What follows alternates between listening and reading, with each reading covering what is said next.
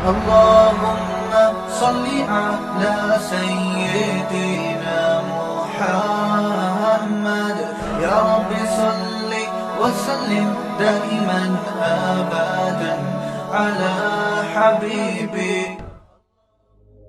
بات اصل میں یہ ہے، دیکھو انگریز ہے کافر، پٹھان لوگ کہتے ہیں کافر کا بچہ، صحیح نا، کسی کو طنز کرنا ہوتا ہے نا، کیا کہتے ہیں؟ کافر کا بچہ. تو وہ غیر مسلم ہے، وہ کہتا ہے جو کچھ ہے یہ دنیا ہے، جو کچھ ہے وہ کیا ہے؟ وہ کہتا ہے موت کے بعد زندگی نہیں ہے، ہم مر کے مٹی ہو کے، سینٹنس مکمل کر لیا کریں نا، ہم مر کے مٹی ہو کے ختم ہو جاتے ہیں. لہذا جب دنیا ہی سب کچھ ہے تو اس میں جتنا آگے جا سکتے ہو آگے جاؤ. جو اس دنیا میں آگے نہیں بڑھا وہ ہے ناکام. وہ کیا کہلائے گا؟ ناکام. سکسیس کی ڈیفینیشن انگریز کے نزدیک یہ ہے، آپ کی صحت اچھی ہو، آپ کی جیب میں پیسے ہوں، آپ کی عزت ہو. یہ تین چیزیں جس میں پائی جائیں گی وہ ایک سکسیسفل انسان بولو کہلائے گا. قرآن کہتا ہے یہ ڈیفینیشن غلط ہے. سکسیس ہونے کی یہ ڈیفینیشن کیا ہے؟ بولو نا، غلط ہے. قرآن نہیں مانتا اس کو. قرآن کہتا ہے قارون کے پاس پیسہ بل گیٹ سے بھی زیادہ تھا. قارون کی صحت اتنی اچھی تھی، آج کل اتنی ہو نہیں سکتی، اور اس کی عزت بھی اتنی تھی کہ جب وہ جاہو جلال کے ساتھ نکلا کرتا تھا نا اپنی سواریوں کے پروٹوکول کے ساتھ، لوگ اسے دیکھ کے کہتے تھے یا لیت لنا مثل ما اوتی قارون، کاش ہمیں وہ کچھ ملتا جو کس کو ملا ہے؟ قارون. جو غریب لوگ تھے نا، ہم جیسے، یعنی ہم جیسے سے مراد ہم پاکستانی ہو جیسے بے روزگار، جو پیٹرول کے ترسے ہوئے اور پتہ نہیں کیا کیا چیزیں ابھی مہنگی ہونے والی ہیں. یعنی مہنگائی میں چینی شارٹ ہوتی ہے، پیٹرول شارٹ ہوتا ہے، اب بیویاں بھی شارٹ ہونے لگی ہیں. میرے پاس آتے ہیں نا کہ میں بے روزگار ہو گیا تو بیگم نے کورٹ سے خلا لے کے چلی گئی. میں نے کہا لے بھائی، بے روزگاری میں ایک پیٹرول شارٹ ہونے کا غم تھا، چینی شارٹ ہونے کا غم تھا، آٹا شارٹ ہو رہا تھا، اب بیویاں بھی کیا ہو رہی ہیں؟ کیونکہ بے روزگار آدمی کے ساتھ اس کی بیوی بھی نہیں رہتی، کہتی کورٹ سے خلا لو، نکلو پتلی گلی سے، اللہ سوائے اس محلے کی خواتین کے، یا جو میرا بیان سن رہی ہیں ان کے علاوہ کی بات کر رہا ہوں. تو اب مسئلہ یہ ہے کہ اللہ کہتے ہیں کہ قارون کے پاس تو سب کچھ بہت زیادہ تھا، لیکن کیا قارون کامیاب تھا اللہ کی نظر میں؟ بولو نا، نہیں تھا. ہمارے نبی صلی اللہ علیہ وسلم، محمد صلی اللہ علیہ وسلم کے پاس دنیا کا کچھ بھی نہیں تھا. 40 دن گھر میں آپ کے چولہا نہیں جلا. آپ سمجھتے ہو شاید گیس کا انتظام نہیں تھا، یہ لکڑیوں کا انتظام نہیں تھا اس لیے چولہا نہیں جلا.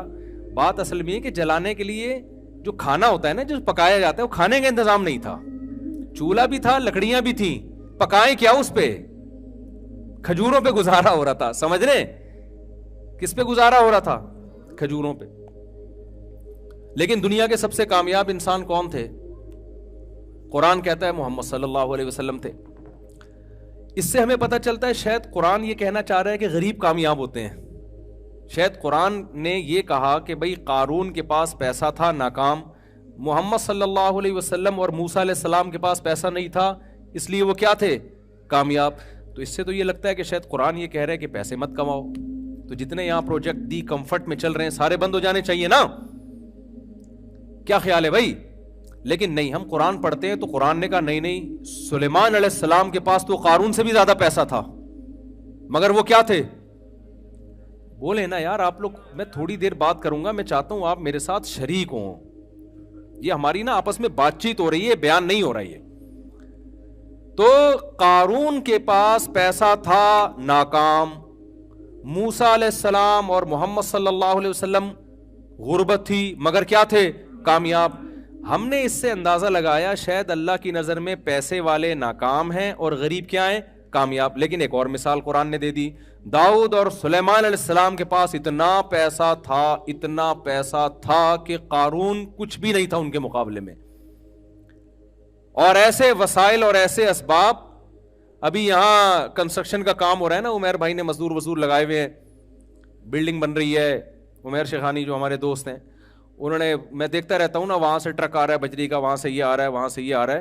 سلیمان علیہ السلام ایسے نہیں بجری کا ٹرک منگواتے تھے. سلیمان علیہ السلام کو جب کوئی تعمیراتی کام کروانا ہوتا نا, تو قرآن کہتا ہے جنات کو حکم دیتے. سلیمان علیہ السلام کو نا ملکہ سبا کا تخت چاہیے تھا, عمیر شیخانی صاحب کو چاہیے ہوتا تو کیسے منگواتے؟ وہ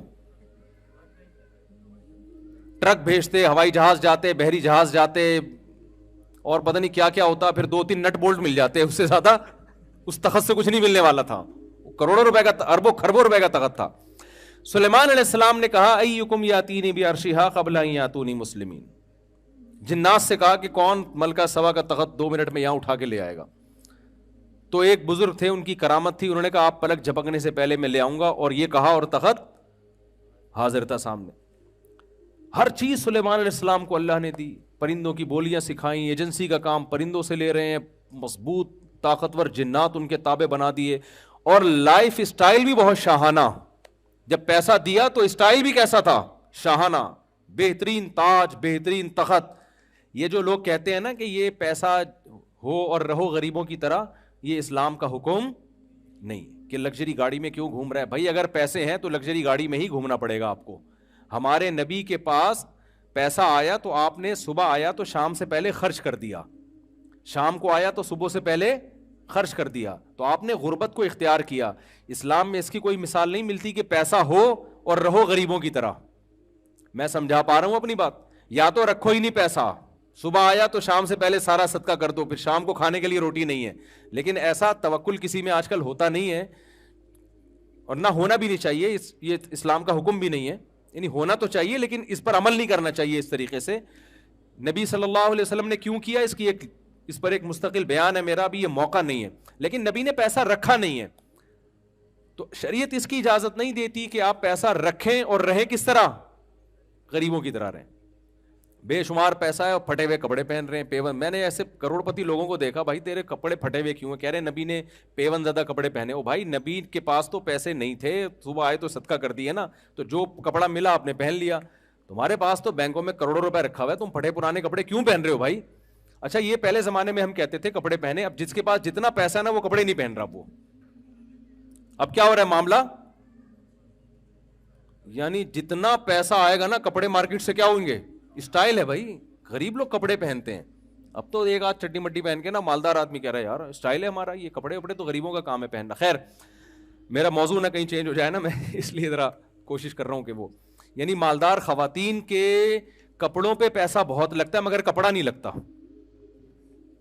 یعنی مالدار خواتین جو ہے نا, آپ ذرا پوش علاقے میں چلے جائیں تو مالدار اور ماڈرن جو بڑے گھروں کی خواتین ہیں ان کے کپڑوں پہ پیسہ دبا کے لگے گا, مگر کپڑوں پہ کپڑا نہیں لگے گا. کپڑا نہیں ہوگا اس میں, مگر جتنا ہوگا اس پہ پیسہ بہت لگے گا. خیر, تو میں یہ کر رہا تھا کہ ہم سلیمان علیہ السلام کا جب لائف اسٹائل دیکھتے ہیں تو بڑا شاہانہ لائف اسٹائل ہے بھائی.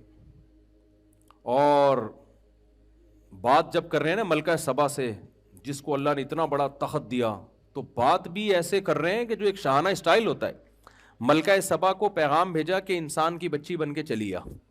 ایک ریاست ہے وہ, ایسے جیسے آج امریکہ بات کرتا ہے. جنرل مشرف کو فون کیا تھا اور جنرل مشرف نے فوراً اڈے حوالے کر دیے نا. اسٹائل ہے نا امریکہ کا. کوئی غریب ملک اس اسٹائل میں بات کر سکتا ہے؟ نہیں کر سکتا. پیسہ ہوتا ہے, دولت ہوتی ہے, پھر اسٹائل چینج ہو جاتا ہے. تو امریکہ کا اسٹائل چینج تھا. اس نے کہا بھائی, یہ جنرل مشرف سے کہا ورلڈ ٹریڈ سینٹر تباہ ہو گیا, کائنڈلی آپ اپنے اڈے دے دیں ہمیں. تو مشرف صاحب نے پوچھا کہ اگر نہیں, تو انہوں نے کہا نو کا آپشن نہیں ہے, دینے پڑیں گے آپ کو. ٹھیک ہے نا. انہوں نے کہا ٹھیک ہے سر, لے لیں. اس کے بعد جب پھر وہ وہاں گئے تو 20 سال جو انہوں نے جو ان کے ساتھ ہوا, پٹھانوں کی ان سے ملاقات ہوئی امریکن آرمی سے, تو پٹھانوں نے ان کے سارے اگلے پچھلے گناہ معاف کروا کے ان کو واپس بھیج دیا کہ کائنڈلی آپ واپس تشریف لے جائیں, آپ غلط جگہ آ گئے, معذرت کے ساتھ. تو خیر, جو کائنڈلی جو ہے نا, یہ دونوں میں جو ہوا یہ بڑا خطرناک کائنڈلی ہوا ہے. یہ وہ والا کائنڈلی نہیں ہے جو ہم کر رہے ہوتے ہیں. یہ کائنڈلی کیا ہے؟ بڑا ڈینجرس قسم کا کائنڈلی ہے. جیسے انہوں نے مشرف کو کہا کائنڈلی اڈے چاہیے ہمیں, چاہیے کا مطلب کیا ہے؟ یہ کائنڈلی ہم نے ویسے شو کے لیے لگا دیا ہے. تو جب وہ امریکہ افغانستان گیا تو انہوں نے بھی کہا کائنڈلی آپ واپس تشریف لے جائیں. ٹھیک ہے نا, تو واپس تشریف لے گئے وہ. خیر, بین الاقوامی حالات میں زیادہ تبصرہ نہیں کرتا کیونکہ ہم تو غریب لوگ ہیں. امریکہ نے ایک دفعہ میرے اس بیان پہ مجھے کائنڈلی کہہ دیا تو میں پھر برداشت نہیں کر پاؤں گا, ٹھیک ہے نا. تو اب مسئلہ یہ ہے کہ ہم دیکھتے ہیں کہ سلیمان علیہ السلام کے پاس دولت اور ملکہ سبا سے جب بات کر رہے ہیں, ایک خط بھیجا اس کو کہ اللہ کے نام سے شروع کرتا ہوں, اللہ تعالی علیہ واتونی مسلمین, آپ سورج کی عبادت کرتے ہو, یہ صحیح نہیں ہے, it is not appropriate for you, یہ بالکل بھی مناسب نہیں ہے کہ اللہ کی کھا کے, اللہ کی نعمتوں سے فائدہ اٹھا کے عبادت کس کی ہو رہی ہے, سورج کی. بڑی پاورفل ریاست تھی, لیکن اس کو بولا کہ آپ تشریف لے آئیں فرما بردار بن کے.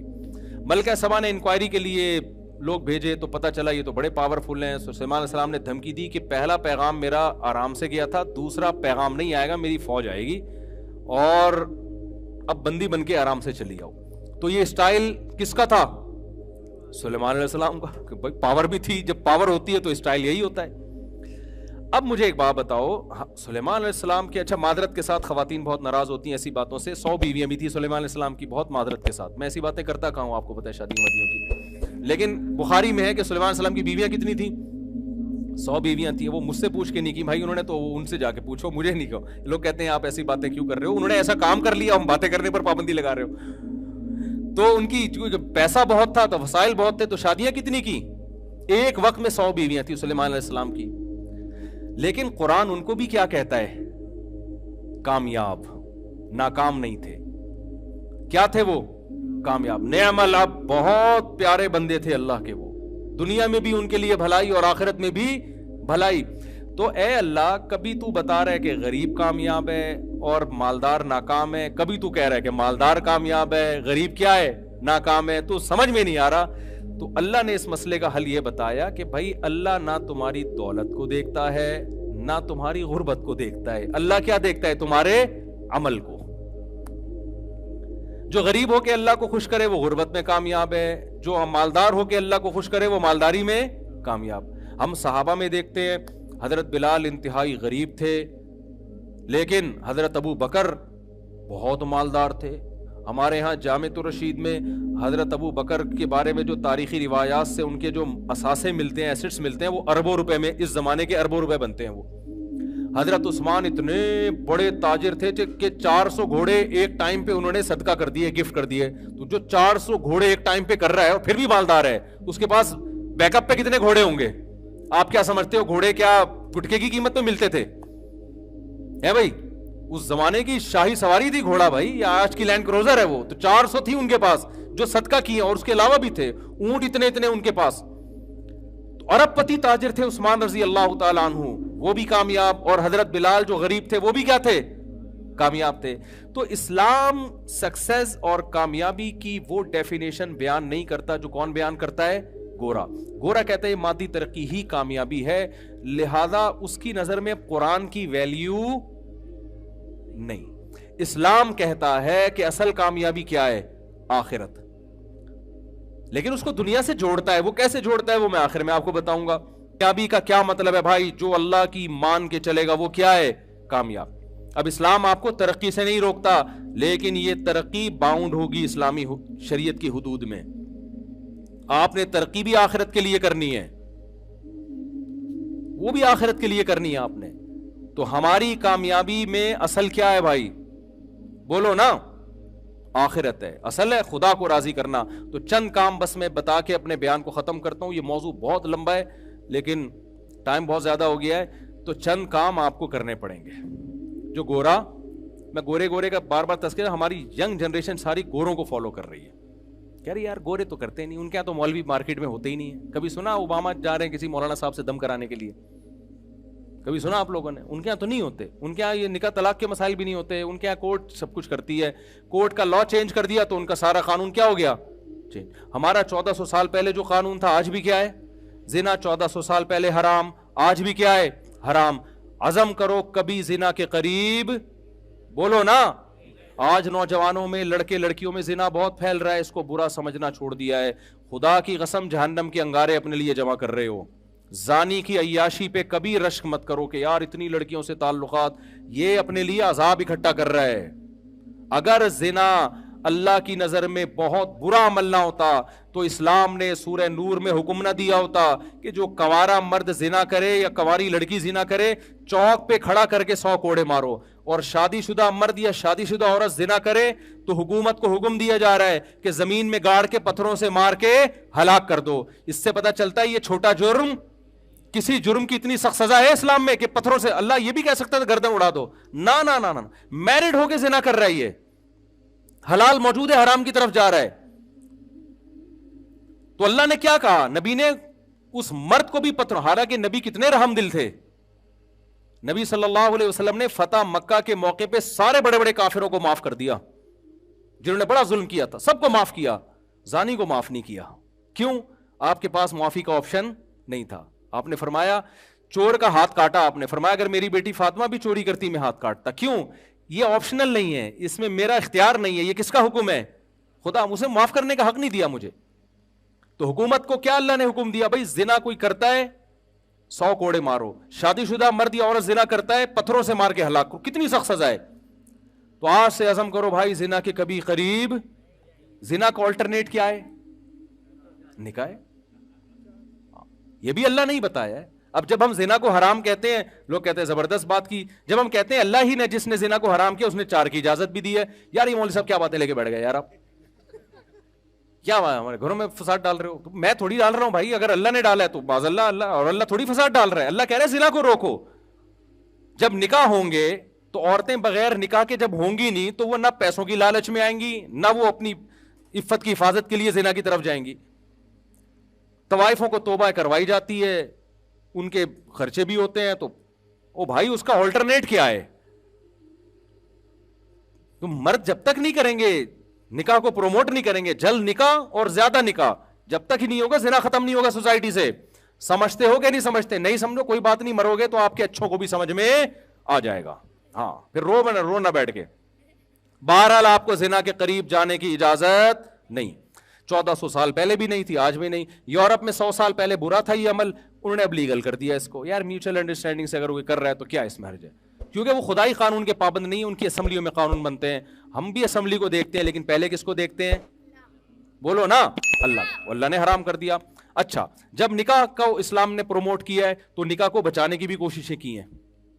اس کے لیے پہلا قانون اللہ نے بنایا, طلاق کا حق مرد کو دیا, عورت کو نہیں دیا. عورت جلد باز ہوتی ہے.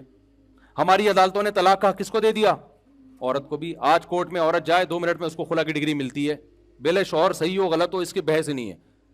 تو جج کو میں کہتا ہوں آپ اپنی بیوی کو طلاق دے سکتے ہو, دوسروں کی بیویوں کو آپ طلاق, بولو نا, نہیں دے سکتے. گورنمنٹ یار ہماری بیویوں پہ قبضہ کر کے بیٹھ گئی ہے, کوئی انسانیت ہے یار؟ یہ حقیقت بتا رہا ہوں. ابھی تو شکر کرو آپ کی بیویاں گئی نہیں ہیں. آپ کی بیگم گئی کورٹ میں, اس نے کہہ دیا کہ مجھے اس کے ساتھ نہیں رہنا. کورٹ پوچھے گی کیا خرابی ہے؟ کوئی خرابی نہیں ہے, مجھے پسند ہی نہیں آ رہا, مجھے وسیم پسند ہے بس. میں آپ کو بتاؤں پاکستان کا لا ہے ریٹن میں کہ عورت کو وسیم پسند ہے, ستار سے خلا دے رہی ہے, کورٹ اس کو خلا دے گی نہیں دے گی, جج اندر ہو جائے گا. تو یہ قانون شریعت کے مطابق ہے, شریعت کے خلاف ہے. اس لیے جو دیندار عورت ہے کورٹ سے خلا لینے کے بعد علماء سے رابطہ کرے گی کہ قرآن و سنت کی روشنی میں یہ خلا ہوا ہے یا نہیں ہوا. جو بے دین ہے وہ رابطہ نہیں کرے گی. نہیں آئی بات سمجھ میں؟ اچھا, اسلام نے نکاح کو روکنے کے لیے کہا کہ 3 طلاقوں سے نکاح ختم ہو جاتا ہے, اس لیے 3 طلاقیں دینے پر پابندی لگا دی کہ اکٹھی 3 طلاقیں مت دو. اب جس کے دل میں خدا کا خوف ہوگا وہ طلاق دینے سے پہلے بیگم جو ہے نا وہ مفتیوں سے پوچھے گا کہ کیا شرعی طریقہ ہے دینے کا. جو خدائی قانون کا پابند نہیں ہے وہ دھاڑ دھاڑ کیا کرے گا. آج ایک بندہ آیا 3 طلاقیں غصے میں لکھ کے اسٹیمپ پیپر پہ, پھر کہہ رہا ہے یار میں غصے میں تھا. ابے تو لکھ کے دے رہا ہے پوری تمیز سے, پورے سبجیکٹ ورب آبجیکٹ کے ساتھ پورے جملے تو نے بنائے ہوئے ہیں, غصے میں تھا یار. فضول کے شرابی شراب پی کے غصے میں طلاق دیتا ہے اور کہتا ہے میں تو نشے میں تھا. اگر تو تیرا دماغ کام نہیں کر رہا تھا تو ماں کو طلاق کیوں نہیں دے دی, بہن کو کیوں نہیں دے دی؟ کبھی بھی شراب میں ایسا نہیں ہوا کہ دوست کو طلاق دے رہا ہو کہ میرا دماغ کام نہیں, بیوی کو ہی دے رہا ہوتا ہے. اس کا مطلب تیرا دماغ کیا ہے, کام کر رہا ہے. اسلام میں نشہ عذر نہیں ہے, سمجھ لو. نشے میں آپ دیکھو, یورپ میں نشے میں آپ نے بندہ مار دیا نا, کوئی آپ پہ تھوڑی بہت پینلٹی ولنٹی ہوگی کہ یار ایکسکیوز کر لیں, آپ نشے میں تھے, دانت بھی توڑ دے, کوئی مسئلہ نہیں ہے. اسلام میں آپ نے نشے میں بندہ مار دیا, آپ کو سولی پہ لٹکنا پڑے گا. اسلام کہے گا آپ نے نشہ کیا کیوں, ایسا کام کیا کیوں؟ تو نشے جب آپ نے خود کیا تو طلاق بھی ہوتی ہے اس میں, اور مار دیا تو بندہ کا قصاص بھی لیا جاتا ہے. اسلام میں نشہ عیب نہیں, ہاں کوئی دوسرے نے نشہ زبردستی کرا دیا وہ پھر عذر ہے. تو اب سمجھو بات کو, تو 1400 سال پہلے بھی اللہ نے نکاح جوڑنے کا طریقہ بتایا تھا, آج بھی کیا ہے وہ کبھی بھی چینج نہیں ہوگا, آپ نے اس پہ قائم بولو نا رہنا. ایک اور چیز ہماری سوسائٹی میں ہومو سیکسولیٹی کو بڑا فروغ دیا جا رہا ہے. اسلام میں یہ عمل 1400 سال پہلے بھی حرام تھا, آج بھی کیا ہے حرام. گوروں کے ہاں پہلے لیگل تھا, انلیگل تھا, اب کیا ہو گیا ہے لیگل ہو گیا ہے. کہہ رہے ہیں یار کوئی بات نہیں, جب وسیم اور ستار آپس میں شادی کرنا چاہتے ہیں تو کیا مسئلہ ہے ان کا, وسیم جانے بھائی کوئی وسیم بیٹھا ہو تو معذرت کے ساتھ انگریزوں کے وسیم کی بات کر رہا ہوں, یہاں کی میں بات ہی نہیں کر رہا. میں نے لوگوں سے کہا تھا یہ قانون ہمارے سوسائٹی میں آ رہا ہے اور اس کے سائیڈ افیکٹ آنا شروع ہوں گے, اور شکر کرو تم, میں نے لوگوں سے کہا اپنے بچوں کو قرآن پہ لے کر آؤ ورنہ بہت پچھتاؤ گے. اب قرآن پہ چلنا پہلے سے زیادہ ضروری ہو گیا ہے, ورنہ تمہاری سوسائٹی تباہ ہو جائے گی. ورنہ تمہارا بچہ بڑا ہوگا وہ کہے گا ابو میں نے شادی کرنی ہے, میرے لیے میل بہو تلاش کرو. گوروں میں ہو رہا ہے ایسے, حقیقت بتا رہا ہوں, میل بہویں آ رہی ہیں, کنفیوز ہے کہ یہ کمبخت میری داماد ہے یا میری بہو ہے یہ, اور یہ آپ مذاق سمجھ رہے ہو, ایسا ہونا شروع ہو گیا ہے. میرے پاس فون آیا ہے, میرا بیٹا کہہ رہا ہے میں مطلب معاف فرمائی یہ باتیں کرتے ہوئے بھی برا لگ رہا ہے مجھے. تو بھائی اپنا اسلام سے رشتہ اگر نہیں جوڑ کے رکھا نا, آپ کا سارا سیٹ اپ کی ایسی کی, گوروں کے پاس اسلام نہیں ہے تو بکھر گئے بیچارے وہ. تو آپ اسلام کی قدر کرو.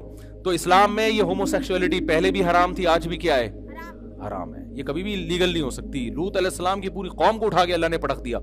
اسلام میں شراب پہلے بھی حرام تھی, نشہ پہلے بھی حرام تھا, چرس ہیروئن پہلے بھی حرام تھی, آج بھی کیا ہے حرام ہے. عزم کرو کبھی بھی نشے کے قریب مت جائیں گے. سوال پیدا ہوتا ہے ڈپریشن میں پھر کیا کریں,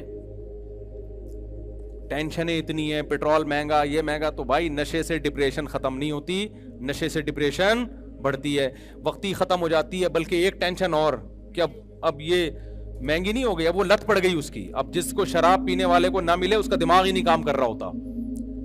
تو کبھی شراب کے قریب بولو نا نہیں جانا.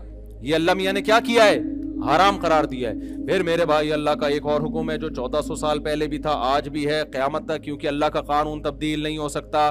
آپ کو بوڑھے والدین کو گھر میں رکھ کے ان کے قدموں میں جنت تلاش کرنی ہے. انگریز لوگ پہلے یہ کام کیا کرتے تھے, اب انہوں نے سائنسی ترقی کر لی ہے, اب وہ کہہ رہے ہیں بوڑھوں کو ہم گھر میں رکھیں گے, اس سے کووڈ پھیلنے کا خطرہ ہے. جب وہ کھانستے ہیں تو جرمز پھیلتے ہیں, پھر لائف کو انجوائے نہیں کرنے دیتے. ہمارے ابا کہاں انجوائے کرنے دیتے ہیں, آپ کو پتا ہے نا, کہاں سے آ رہا ہے کدھر جا رہا ہے, سارا دن ابا کے یہ سوال ہوتے ہیں. انجوائے کرے گا آدمی, کہاں سے آ رہا ہے کدھر کو, ابا اتنا تو پوچھتے ہیں نا. ہاں وہ پھر شادی کے بعد بیویاں پوچھتی ہیں کہ کدھر سے آ رہا ہے, پھر سالے پوچھتے ہیں. انگریزوں کے یہاں سالے ہوتے ہی نہیں ہیں, گرل فرینڈ کا تو کوئی رشتہ ہی نہیں ہے نا, تو سالے لیس قوم ہے وہ. اب آپ سوچو جس کے 2 سالے ہوں ٹینشن میں ہو, جس کی 4 شادیاں اور ہول سیل کے حساب سے سالے ہوں, پھر بھی آگے بیان کر رہا ہے. یہ حوصلہ اللہ نے مسلمانوں کو دیا ہے, یہ انگریزوں کو نہیں ہے. تو خیر اچھا میں جو بات جلدی سے کمپلیٹ کروں, کھانا بھی لگ رہا ہے, دیر بھی ہو رہی ہے. تو آپ نے ابا کو گھر میں رکھنا ہے, اماں کو گھر میں, یہ آپشنل نہیں ہے. اگر کل گورنمنٹ قانون بنا دیتی ہے کہ اولڈ ہاؤس ہم نے بنا لی, ابا کو وہاں جمع کرا سکتے ہو, ہمارے لیے پھر بھی جمع کرانا جائز نہیں. حدیث میں آتا ہے جس کو بوڑھے والدین ملے اور خدمت کر کے جنت واجب نہ کر لی, اس پہ اللہ کی لعنت ہو. کیا مطلب, بہترین آپشن جنت کا اس نے اپنے ہاتھ سے ضائع کر دیا. انگریز کیوں بوڑھے والدین کو نہیں رکھتا, وہ جنت کو مانتا ہی نہیں ہے. کہہ رہے یار لائف کو انجوائے کرو یار, یہ بڈھا بہت عجیب حالات ہیں وہاں کے. اب میں زیادہ نہیں بیان کرتا, وہ ویزے پہ پابندی نہ لگا دیں کہیں میرے. تو ایک دفعہ لگا دی تھی, بڑی مشکل سے ہٹوائی ہے. تو مسئلہ ہے ان کے ساتھ بہت زیادہ, ایک رخ آپ دیکھ رہے ہو, دوسرا نہیں دیکھ رہے تصویر کا. وہ تھینک یو بہت زبردست کرتے ہیں, بہت اچھے اخلاق وخلاق ہیں, میں مانتا ہوں. ہمارے اخلاق وخلاق نہیں ہے, ہمارے یہاں جو بدتمیزی ہے نا پتہ چل جاتا ہے آنے کے بعد. پھر بھی یار اپنے بوڑھے والدین کو کیا کرتے ہیں, گھر میں رکھتے ہیں. تو گھر میں ہی رکھنا ہے آپ نے, ان کے قدموں میں جنت تلاش کرنی ہے. یہ آپشنل نہیں ہے, یہ لازمی ہے, یہ کرنا ہے آپ نے. اور اللہ نے ہمیں حکم دیا کہ اللہ کی, یہ تو مخلوق کے حقوق تھے, اللہ کی عبادت میں 5 ٹائم مسجد میں جماعت سے نماز بولو نا پڑھنی ہے. انگریز نہیں پڑھتا, وہ اس کو کامیابی سمجھتا ہی نہیں ہے. کہتے اس کا کامیابی سے پیسے تو ہاں اگر فجر کی نماز میں $20 مل رہے ہو تو شاید پھر وہ کہیں یار جو بے روزگار ہے وہ آ جائیں. تو ہم نے کیا کرنا ہے؟ تو آج سے عزم کریں 5 ٹائم پابندی سے نماز پڑھیں گے. کرتے ہیں کہ نہیں کرتے؟ انگریز کہتا ہے عورت پردہ کرے نہ کرے اس کا ذاتی معاملہ ہے, یہ کلچر کا حصہ ہے, کچھ برقع پہنتی ہیں کچھ نہیں پہنتی. اللہ کہتا ہے کلچر کا حصہ نہیں ہے, عورت کو اپنی زینت چھپانی پڑے گی ہر نامحرم سے. انگریزوں کے ہاں نامحرم اور محرم کا کوئی کانسیپٹ بولو نہیں. اسلام میں ہے یہ محرم ہے یہ نامحرم ہے. وہ کہتے ہیں یار کیا ٹینشن میں ڈالا ہوا ہے محرم نامحرم. اسلام نے آپ کو ٹینشن میں ڈالا ہے کہ لا یبدین زینتہن الا لبعولتہن و آبائہن و ابنائہن. اللہ کہتے ہیں اپنے شوہر کے سامنے آ سکتی ہے, باپ کے سامنے آ سکتی ہے, بھائی کے سامنے آ سکتی ہے, اور اپنے بہن کے بیٹوں کے سامنے, بھائی کے بیٹوں کے سامنے, چچا کے سامنے, سسر کے سامنے. اس کے علاوہ سب کیا ہیں؟ بولو نا, نامحرم. کزن کیا ہے؟ پردہ کرنا پڑے گا کزن سے. بھابھی کو دیور سے پردہ کرنا پڑے گا. ممانی کو اپنے شوہر کے بھتیجوں سے پردہ, بھانجوں سے پردہ کرنا پڑے گا. تو جب شادی ہوتی ہے تو ایسا لمبا چوڑا ایک سلسلہ شروع ہو جاتا ہے. بیگم سے شادی ہوئی, اس کی بہنوں سے بھی پردہ ختم. اس کی مامی آپ کی مامی بن گئی, اس کی خالہ آپ کی ہے. پوری کائنات تھوڑی آپ کی ہو گئی ہے یار, اتنا مہر تھوڑی دیا تم نے. بھائی آپ کی بیگم آپ کی ہے, اس کی اماں آپ کی اماں بن گئی, اس کے ابا آپ کے ابا بن گئے, باقی سارے ویسے ہی ہیں جیسے پہلے تھے. جس سے بھی زندگی میں کبھی بھی نکاح ہو سکتا ہے, ساس سے کبھی بھی نہیں نکاح ہو سکتا, چاہے بیوی کو طلاق بھی ہو جائے پھر بھی نہیں ہو سکتا. سوتیلی بیٹی سے کبھی بھی نکاح نہیں ہو سکتا, وہ محرم ہے. اس کے علاوہ کیا ہے؟ سارے نامحرم ہیں. ان سے عورت کو پردہ بولو کرنا پڑے گا. اگر اللہ کو مانتے, نہیں مانتی تو جو مرضی کرو بھائی. تو یہ بہت سارے شریعت کے احکام ہیں, اور بھی بہت سارے ہیں. اب میں بیان کروں گا تو ایک حکم یہ بھی ہے کہ بھوک لگے تو کھانا کھا لو, یہ والا حکم رہ جائے گا پھر, صحیح ہے نا. تو اس لیے میں دعا کرتا ہوں یہ جو حافظ صاحب جنہوں نے قرآن پڑھا, ان کا نام کیا ہے؟ ذاکر حسین صاحب. ایک تو اللہ تعالیٰ ان کا پڑھنا قبول فرمائے. قرآن کا ختم ہونا بڑی اللہ کی نعمت ہے. جن لوگوں نے سنا اللہ ان کا سننا قبول فرمائے. بڑی ہمت کی بات ہوتی ہے کہ اللہ کا کلام کھڑے ہو کے سننا. اور دیکھو اللہ نے اپنا کلام نازل کیا نا, تو اللہ کے ذمے تھا کہ اس کا اللہ کا کلام ہونا ثابت کرے. اتنی عزت اللہ نے اس کلام کو دلوائی ہے کہ اس ایسی کسی کتاب کو ایسی پوری دنیا میں اس کا 10واں حصہ بھی عزت نہیں ملی ہے. پوری دنیا میں سمجھ کے سب سے زیادہ پڑھی جانے والی کتاب, بغیر سمجھے سب سے زیادہ پڑھی جانے والی کتاب, باوضو پڑھی جانے والی کتاب, کھڑے ہو کے پڑھی جانے والی کتاب, کھڑے ہو کے سنی جانے والی کتاب. سب سے زیادہ عمل اس کتاب پہ کیا جاتا ہے. سب سے زیادہ خوبصورت آوازوں میں مختلف لہجوں میں پڑھنے والے اسی کتاب کے ملیں گے. حرم میں دیکھو لاکھوں لوگ امام حرم کے پیچھے ہاتھ باندھ کے کھڑے ہوتے ہیں, لاکھوں روپے خرچ کر کے جاتے ہیں. ایسا پروٹوکول کسی فزکس کیمسٹری کی کتاب کو یا کسی دوسری آسمانی مذہب کو ملا؟ کسی کو نہیں ملا. درس قرآن کی سب سے زیادہ محفلیں اسی کی ہوتی ہیں, زبانی سب سے زیادہ اسی کو یاد کیا جاتا ہے, اور اس کا ایک ایک حرف 1400 سال سے ایسا محفوظ ہے کہ اگر میں نے کل تراویح پڑھا رہا تھا نا, میں نے ایک لفظ پڑھا کہ ثم لننسفنہ فی الیم نسفا, میں رکوع میں چلا گیا, ثم لننسفنہ فی الیم نسفا پڑھا میں نے, نسفا کو کیا پڑھ لیا؟ نسفا.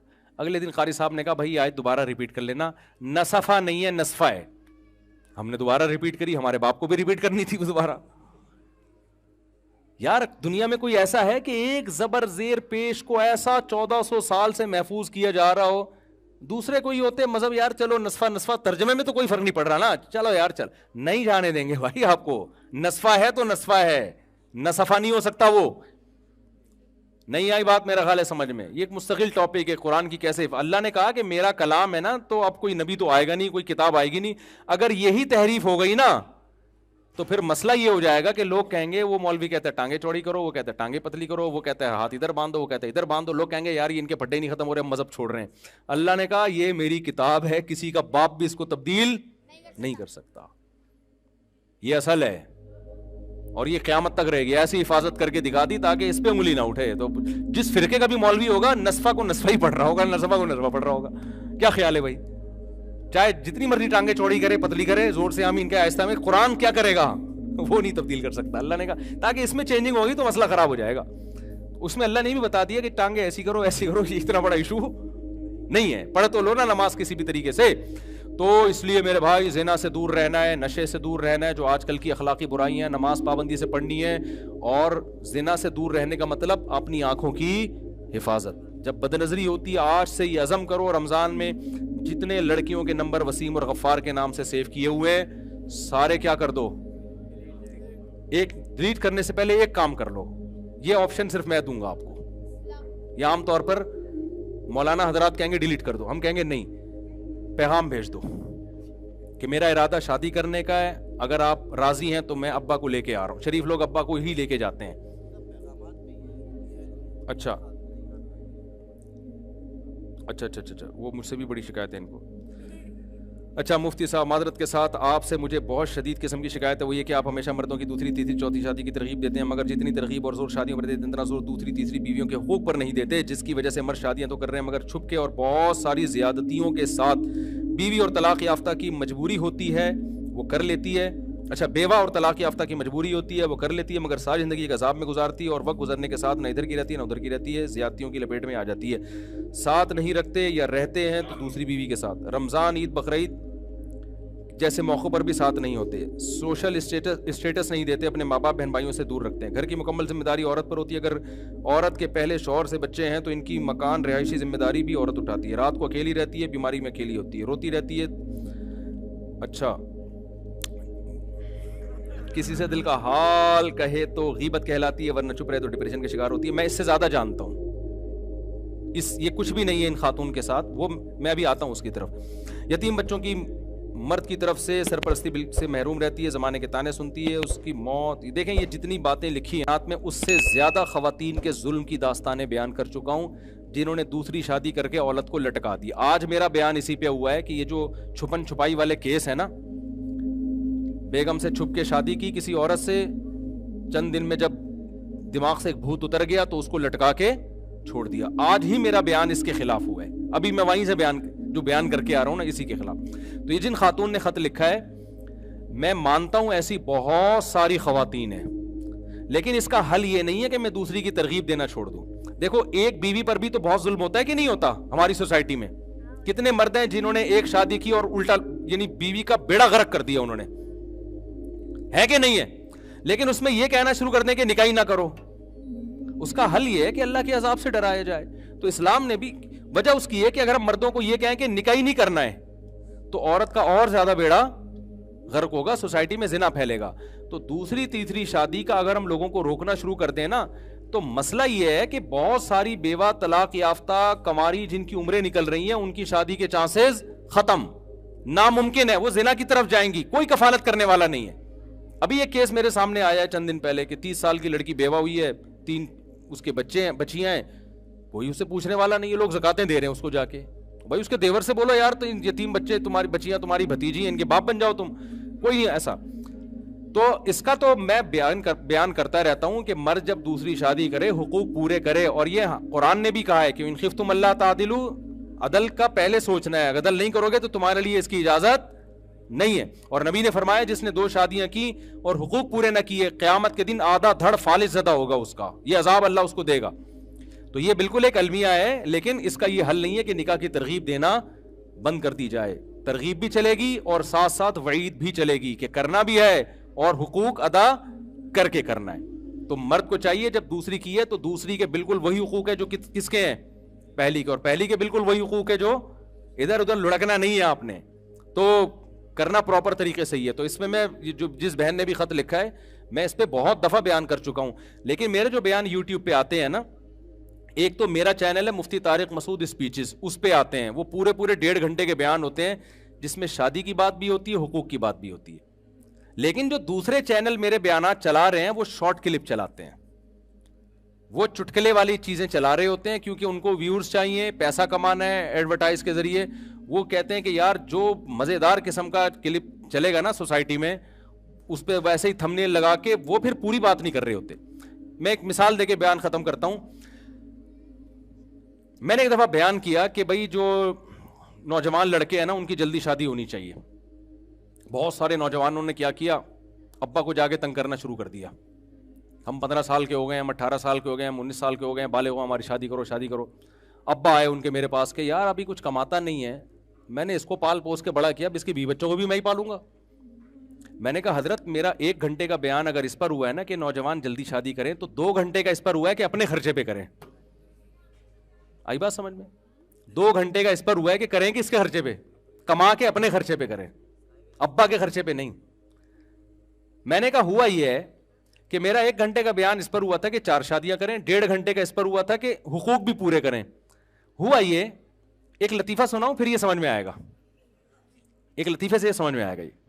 ایک دفعہ نا ایک گورنمنٹ کے ایک پروجیکٹ دیا، ایک صاحب گئے، اس نے دیکھا 2 بندے کام کر رہے ہیں، ایک گڑھا کھود رہا ہے، جو مٹی باہر نکلتی ہے نا، دوسرا وہ مٹی اس گڑھے میں ڈال کے اس گڑھے کو کیا کر رہا ہے، بولو، بند کر. یہ حیران ہوا کہ یار کھودتے کیوں جب واپس بند کرنا ہے. اس نے پوچھا مسئلہ کیا ہے. اس نے کہا بھائی گورنمنٹ نے 3 آدمیوں کو پروجیکٹ دیا تھا درخت لگانے کا، میرا کام تھا گڑھا کھودنا، دوسرے کا کام تھا اس میں درخت رکھنا پودا، تیسرے کا کام تھا مٹی ڈالنا. وہ دوسرا چھٹی پہ گیا ہوا ہے تو ہم اپنا کام پورا کر رہے ہیں. دوسرا کہاں گیا ہوا ہے؟ چھٹی پہ. وہ اتفاق سے اس کی طبیعت صحیح نہیں، تو ہم نے کہا ہم تو گڑھا کھود کا اور مٹی ڈالنے والا کام تو پورا کریں نا، درخت وہ لگاتا رہے گا. تو میں نے کہا مسئلہ یہ ہے کہ جب میرا 4 شادیوں پہ بیان ہوا تھا تو یہ صاحب موجود تھے، جب حقوق پر بیان ہوا تو یہ چھٹی پر تھے اس دن. میں نے جب یہ بیان کیا تھا کہ نوجوان جلدی شادی کریں، اس وقت یہ نوجوان موجود تھا. میرا جب یہ بیان ہوا تھا کہ اپنے خرچے پہ کریں، تو یہ کہاں تھا؟ یہ چھٹی پر تھا. تو بھائی اسلام کے حکم کو جب لینا ہوگا تو پورا لینا ہوگا، آدھا لینے کی آپ کو اجازت نہیں ہے. پورا پراپر حکم لیں گے تو پھر ہوگا، نہیں تو آدھا والا نہیں ہوتا. کہ ابا کو تھوڑی، ابا نے اپنی کر لی، تو بڑا کر دیا تجھے کھلا پلا کے، اب تیرے. اور پھر میرا بیان سن کے بچے بھی اسپیڈ سے پیدا ہوں گے. پھر آپ کے ابا کہے گا یار میں اپنی اسپیڈ کو بھی میں اس کا بھی ذمہ دار میں ہوں، تیری اسپیڈ بھی کس کے کندھوں پہ آ رہی ہے، اس کا بھی میں. ابا کر دے تو اچھی بات ہے، اچھی بات ہے. اگر بچہ سمجھدار ہے، پڑھائی میں ہے، تو ابا کر دے تو بہت اچھی بات ہے، ثواب. لیکن ذمہ دار نہیں ہے وہ. تو یہ جو ہماری بہن نے اپنی شکایت پیش کی ہے بالکل صحیح ہے. ایسی بہت ساری خواتین ہم اس سے غافل نہیں ہیں، اور بیان میں اس کا تذکرہ بھی کرتا رہتا ہوں. اچھا وہ میں بات مکمل کر دوں کہ جو موبائلوں میں نمبر ہے نا، ان کو پیغام بھیج دو، نکاح کرنا ہے تو میں ابا کو لا رہا ہوں. ابا آپ جائیں گے نہیں، میں بتا دوں آپ کو، خود چلے جائیں، آپ کے ابا سے ملنے آ رہا ہوں، یہ کہہ دیں آپ. تو کرنا ہے تو ٹھیک ہے، نہیں تو آج سے میرا آپ سے تعلق کیا ہے، ختم. اللہ میاں نے 2 ہی راستے رکھے ہیں، یا تو بیوی بناؤ فوراً. اور اچھا بیوی میں ایسا نہیں، لوگ کہتے ہیں اصل میں ایکچولی 1 سال سے میری گپ شپ ہے، میں اس کو سمجھنا چاہ رہا ہوں، اگر مجھے سمجھ میں آ گئی تو میں شادی کر لوں گا. یہ حرام ہے. سمجھ میں آ رہی ہے بات؟ سمجھنے کے لیے گپے لگانا، ایک نظر دیکھنے کی اجازت دی ہے شریعت نے. گپے لگائے جا رہا ہے اور اتنے تعلقات اور ڈیٹے مار رہے ہیں. گوروں نے یہی کیا نا، گوروں نے یہی کیا کہ یار ہم انڈرسٹینڈنگ کے بغیر کیسے شادی کر لیں. پھر وہ میوچل انڈرسٹینڈنگ سے پہلے 1 سال ٹائم تھا اس کا، پھر 2 سال، پھر 10 سال، پھر اب یہ ہوا کہ بچے پہلے پیدا ہو رہے ہیں، شادی بعد میں ہو رہی. بچے ابا اماں کی شادی میں تمبو لگا رہے ہوتے ہیں وہاں پہ. تو میرے بھائی جو نکاح کے بعد کی لائف ہے وہ بالکل ڈیفرنٹ ہوتی ہے، نکاح سے پہلے والی بالکل ڈیفرنٹ ہوتی ہے. شریعت نے اجازت دی، ایک نظر دیکھ لو، پسند نہیں آئی تو مت کرو، پسند آ گئی ہے تو نکاح کرو. اس کے علاوہ آپ کے پاس عورت تک پہنچنے کا کوئی راستہ نہیں ہے. قرآن نے بڑی سخت دھمکی دی ہے، فَمَنِ ابْتَغَىٰ وَرَاءَ ذَٰلِكَ. اللہ کہتے ہیں اس باؤنڈری کو جو کراس کرے گا نا، فَأُولَٰئِكَ هُمُ الْعَادُونَ. انہوں نے میری حدود کو کراس کیا ہے، میری باؤنڈری کو کراس کیا. میں انتقام لوں گا ان سے. ان اللہ عزیز ذو انتقام، انتقام لوں گا.